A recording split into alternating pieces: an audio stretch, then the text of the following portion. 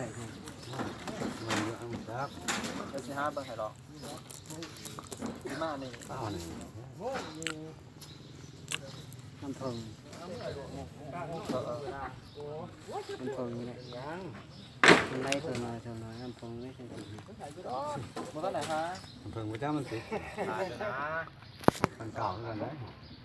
แม่น้าเก่ามันปิดน้ำผงอีดีน้ำผงตัว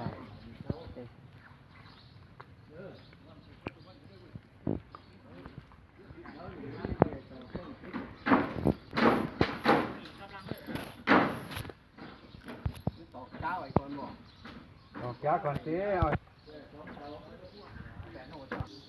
จากที่เขาก่อนเที่ยวเท่าไหร่มา ตัวนี้ทวงไหม